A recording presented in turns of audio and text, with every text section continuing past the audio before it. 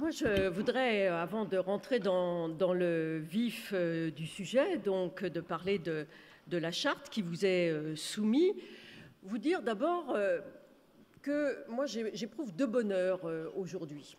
Le premier, c'est d'abord de voir cette salle immensément remplie, avec des gens de tous horizons, avec des cultures politiques différentes, avec une nature des engagements eux aussi différents, avec des générations précisément différentes, et que ça faisait très longtemps quand même que dans nos partis traditionnels, pour ceux qui ont appartenu à des partis traditionnels, nous ne connaissions plus cette diversité qui doit aller encore croissant. À ce titre, c'est un formidable gage de ne plus être dans l'entre-soi qui nous a fait tant de mal ces dernières années. La deuxième chose qui fait que je suis heureuse d'être ici avec vous tous, c'est qu'enfin on se remet à parler d'avenir, de reconstruction, de création, avec, je crois qu'il faut le dire, parce que nous sommes un mouvement politique, après un premier semestre 2017, où finalement s'est passée la chronique d'un effondrement programmé. Et l'effondrement programmé de la gauche s'explique par une sorte de mollesse idéologique dans laquelle on s'est laissé entraîner les uns et les autres. Et j'en prends ma part de responsabilité, même si je suis très fière d'avoir participé aux côtés de Christiane Taubira au vote de la loi Mariage pour tous.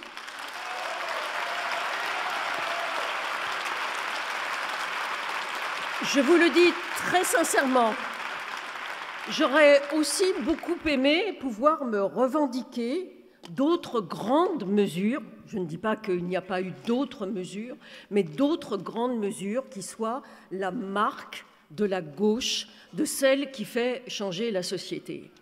Eh bien, nous... Oui, non mais je ne veux pas, je n'ai pas prétention à l'exclusivité. Il n'en reste pas moins vrai que de cet assoupissement idéologique, au sens noble du terme, de cette absence de réflexion sur des pratiques qui paraissent très désuètes dans la façon de faire de la politique, nous n'avons pas su entendre les coups de sonnette que les électeurs nous avaient pourtant déjà adressés. Eh bien, nous avons été sourds, ils nous l'ont fait savoir de façon très claire et très nette lors de l'élection présidentielle et des législatives de 2017. Et nous devons ne jamais oublier, dans cette phase de reconstruction, de reprospective, ces moments où, précisément, nous avons perdu le sens de ce qui est justement ce qui fait notre identité. Moi, je tiens à dire que je suis convaincue qu'on ne change pas la société sans une philosophie politique et sociale. Sans une philosophie politique et sociale, et que le but de la gauche étant de changer la société lorsque celle-ci n'est plus armée avec une philosophie politique et sociale, eh bien, elle tombe dans les pires dérives. Moi, j'ai quitté le Parti socialiste le 1er juillet lorsque Benoît l'a quitté également. Je l'ai fait avec beaucoup de tristesse. C'est plus de 25 ans que, quelque part, auquel je mettais un point final. Mais je l'ai fait parce que, quand même, la déchéance de nationalité, le fait qu'on ne proteste pas plus que l'Europe s'assied honteusement sur la démocratie qu'avaient exprimée les Grecs au moment de la Grèce, le fait qu'on ne soit pas beaucoup plus alerté par le fait que la Méditerranée, qui est notre berceau de civilisation, devienne un véritable tombeau à ciel ouvert, tant on accueille si mal les migrants, je me suis sentie heurtée profondément, je le dis, dans l'atteinte à mes valeurs, ce qui faisait mon engagement à gauche. Pourquoi je vous dis cela ? C'est pour justifier et expliquer pourquoi nous avons fait une charte des valeurs où nous sommes en train de l'élaborer, parce que, vous savez, la Déclaration des droits de l'homme et du citoyen, elle ne s'est pas faite en un jour, en un instant, ni même en quelques nuits. C'est un produit d'une construction qui a demandé un petit peu de temps, mais je crois qu'il est fondamental que nous ayons une charte qui définisse nos principes. Et quand vous avez entendu les résultats du questionnaire ce matin, Adrien a dit de façon très juste, tout ce que vous avez dit est d'une grande cohérence.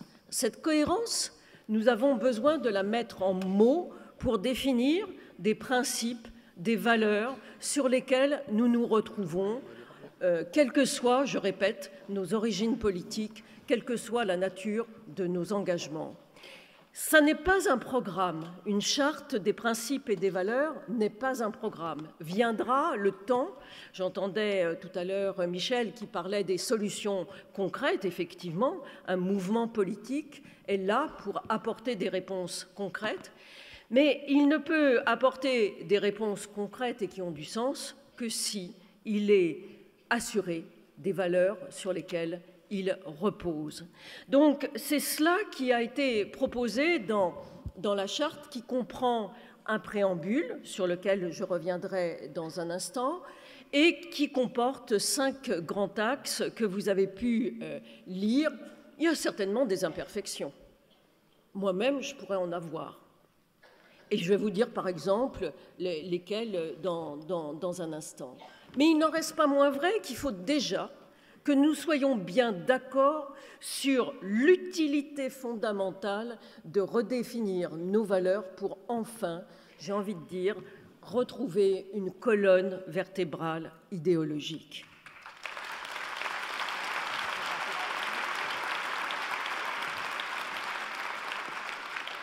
Je crois que, pour revenir au préambule et donc rentrer dans cette charte, c'est vrai que moi, il me gênait qu'il n'y ait pas le mot « gauche » dans la charte. Alors j'ai bien entendu les réserves qui pouvaient être apportées sur on peut être progressiste et ne pas vouloir se voir coller l'étiquette. Mais moi, aujourd'hui, j'en ai profondément assez qu'on dise que la gauche, la droite, ça n'a pas de pertinence, qu'on peut être et de gauche et de droite, ou ni de gauche, ni de droite. Eh bien non. Et c'est pour cela que, d'abord parce que moi je ne suis pas du tout, et je n'ai jamais éprouvé la moindre honte de me dire de gauche, même quand nos partis ont failli. Et d'autre part parce que, et c'est ce que dit le préambule, et je reprendrai exactement la même expression que celle qui a été utilisée par un des participants ce matin qui disait « on n'est pas issu de l'immigration, on est héritier ». Ben, nous aussi, tous, nous sommes héritiers.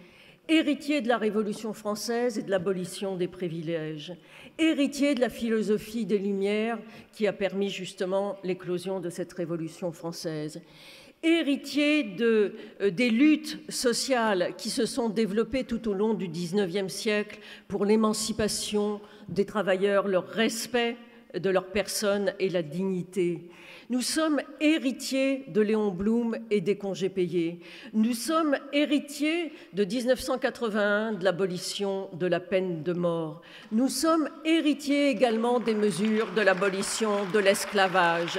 Et je ne vois pas, je suis désolée, mais quand on regarde toutes ces grandes avancées qui ont permis toujours de mettre l'homme sur le devant de la scène, eh bien, ce sont quand même les hommes et les femmes de gauche qui ont permis ces avancées. Alors, bien sûr, il ne suffit pas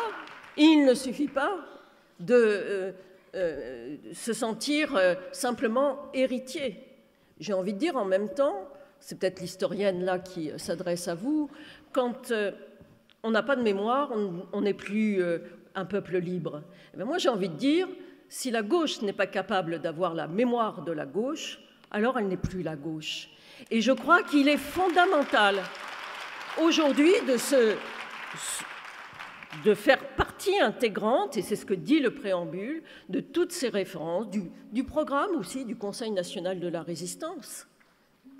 Moi, j'ai envie de dire, je me sens aussi héritière de Stéphane Hessel, et souvenez-vous de son « indignez-vous », auquel il a rajouté, bien évidemment, « engagez-vous », parce que c'est cette capacité à s'indigner, à résister, qui fait qu'effectivement, on peut faire avancer et changer la société.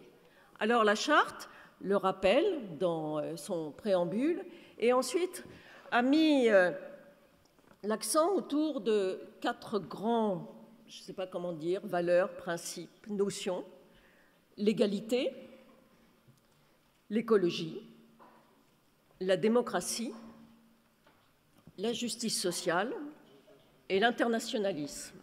J'ai bien appris, ça fait 5, et j'ai dit 4. Qu'est-ce que tu veux, je suis littéraire, je ne suis pas mathématicienne. Non.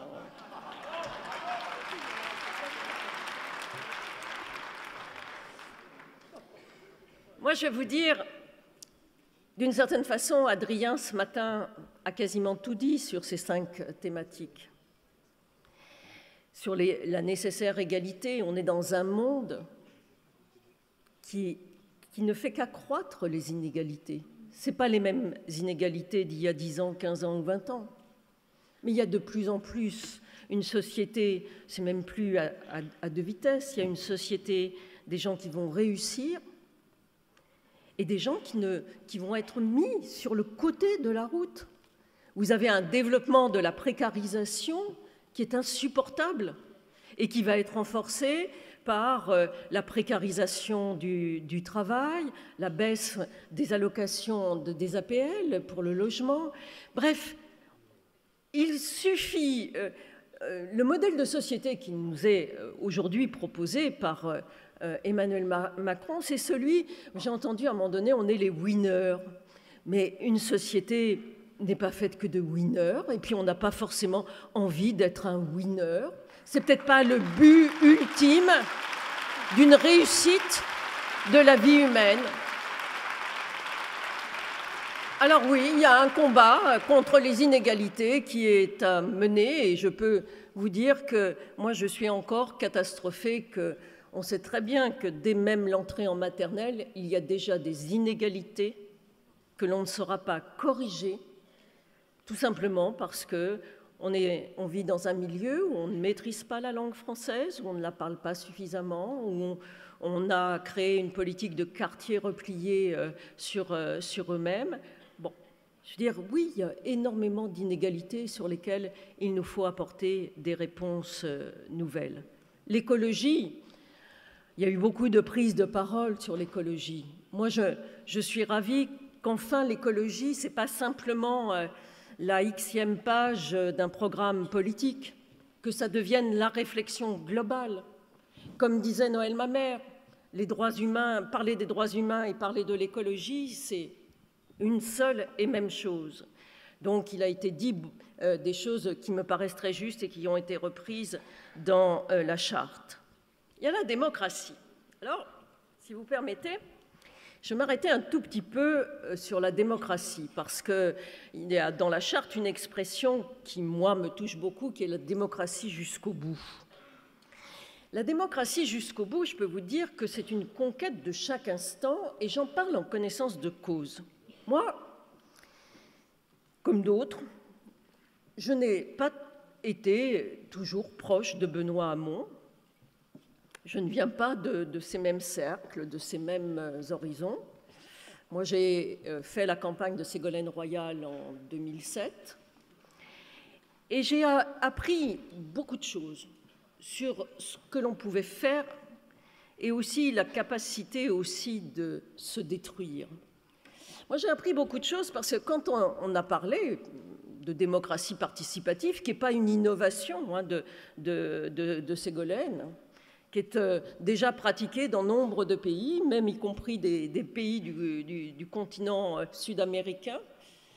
Quand on a parlé de démocratie participative, on a d'abord entendu « Ah, mais il y a la démocratie représentative, ça suffit ». Sauf qu'aujourd'hui, il ne vient à l'idée de personne que de dire que le citoyen ne peut pas se satisfaire d'être convoqué simplement au moment des élections pour donner son sentiment. Cette politique-là, elle est terminée. La démocratie participative, on l'a beaucoup raillée. Moi, je me souviens, comme on faisait nos réunions en cercle, on a entendu, on s'est fait traiter de secte, on était ridiculisés, on a proposé les adhérents à 20 €, les pauvres adhérents à 20 €, que n'ont-ils pas entendu? Qu'ils n'étaient pas tout à fait des adhérents, il y avait des sous-adhérents. Donc, je veux dire que, enfin, aujourd'hui, dans les partis politiques qui naissent ou qui se développent, ou dans les mouvements politiques, on met de côté le fait qu'il peut y avoir différentes catégories d'adhérents. Le fait qu'on puisse dire que tout citoyen, vous savez, nous on avait en 2005 une très belle formule, le citoyen est le meilleur expert de sa propre vie. Eh bien, ça vous relativise énormément la soi-disant puissance du politique. C'est un combat de chaque jour. Moi, je vais vous dire, même dans nos cercles, nos cercles, on va dire un peu dirigeants, provisoires, je ne sais pas comment dire, quand je parle du tirage au sort, il y en a qui me disent « non, mais ça ne va pas ». Le tirage au sort, moi, je vais vous dire, je l'ai pratiqué comme maire d'un arrondissement de Paris. Le tirage au sort, c'est la capacité à aller chercher des citoyens qui n'auraient jamais eu l'idée d'eux-mêmes de donner leur avis tant la démocratie leur paraisse éloignée. Eh bien, il faut que nous soyons capables, dans nos décisions, dans nos prises de décision, de pouvoir le mettre en pratique, y compris dans notre mouvement, mais y compris dans l'élaboration du programme. Et puis, un mouvement ne peut se concevoir que de façon très ouverte. Il y a plein d'initiatives citoyennes aujourd'hui, des choses nouvelles qui se font. La société civile est en train de se développer en marge de la société politique, puisque la société politique a du mal à l'intégrer. Il y a des tas de mouvements alternatifs. Il y a des tas, moi je vois par exemple, je connais assez bien le secteur des revues de sciences humaines, des tas de revues qui sont créatrices, qui ont des idées sociétales, sociales, d'une grande nouveauté qui s'appelle, je vais vous en citer quelques-unes, il y en a une, elle s'appelle À bâbord. Ça serait bien, hein, c'est bien clair au moins de s'appeler À bâbord. Il y en a une qui s'appelle 24h01. Ça c'est étonnant, c'est une revue politique. Savoir, alors c'est pas l'au-delà et je ne sais plus qu'est-ce qui a été proposé, mais c'est ça. Si la politique n'est plus capable de se projeter au-delà du très court terme et n'est plus capable de donner une vision sur où va la société, alors la politique ne sert plus à grand-chose. En aucune façon, la politique ne peut se réduire à être de la gestion d'un quotidien dont, en plus, il est fortement porteur d'inégalités.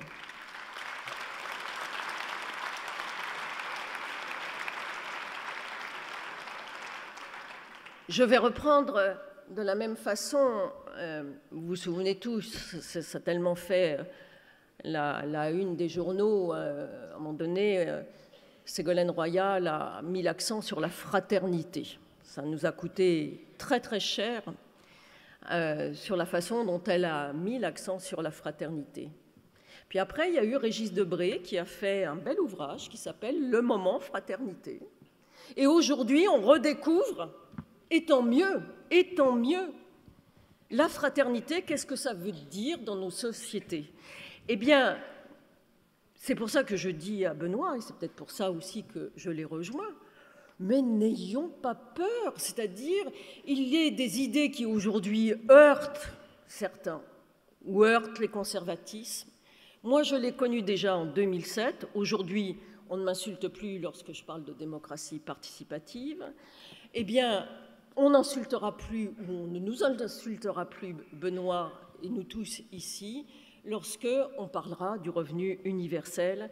Et donc, il faut que nous gardions cette part d'utopie, cette part de rêve, oui, en sachant, et je crois que c'est ce qui est exprimé aussi dans la charte au travers de la justice sociale, le fait de remettre l'homme au cœur de la politique, au cœur de la politique. C'est ça qui nous a profondément coûté. On était devenu une gauche, quelle qu'elle soit, où on parlait de PIB, où on parlait de réduction de la dette, où on parlait de courbe du chômage, et où on a fini par oublier que d'abord, il n'y avait pas qu'une seule politique, et qu'un autre modèle de développement est possible. C'est ce qui est dit dans la partie concernant l'écologie dans la charte. Mais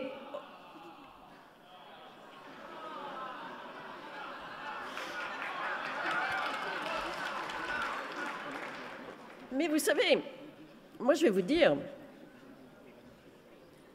justement parce que nous avons des origines différentes, aujourd'hui, moi ça ne me gêne pas qu'on parle en termes de radicalité, parce que nous sommes arrivés effectivement à un point où notre système actuel ne peut plus se réformer.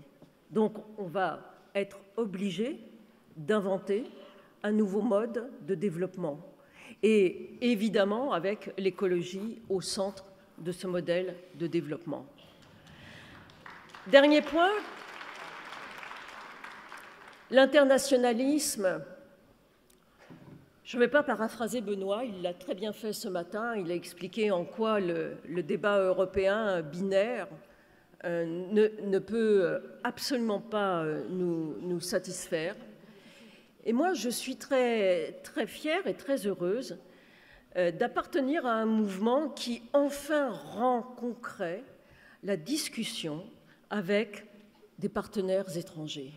C'est-à-dire le fait que, justement, il puisse y avoir un mouvement, alors je ne sais pas comment il faut l'appeler, des réformateurs, des progressistes, de ce que vous voulez, qui ont la même base de réflexion dans leur propre pays et de dire notre intelligence, là aussi, elle sera collective, c'est-à-dire elle sera un mélange et un apport de chacune des réflexions qui peuvent naître dans tel ou tel pays. Je pense que c'est une valeur que l'on doit porter haut et fort. Alors, je terminerai juste par une chose.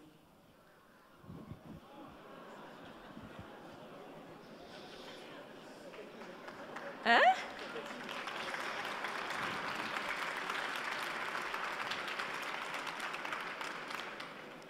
Il ne faut surtout pas que, ou alors je vais être positif, je vais dire notre mouvement doit savoir démontrer qu'il n'y ait plus à terme des exclus du travail, des exclus du savoir, des exclus du bien-être, des exclus de la dignité, des exclus de la santé, des exclus du logement. Et je terminerai, parce qu'on en parle trop peu souvent, des exclus de la culture.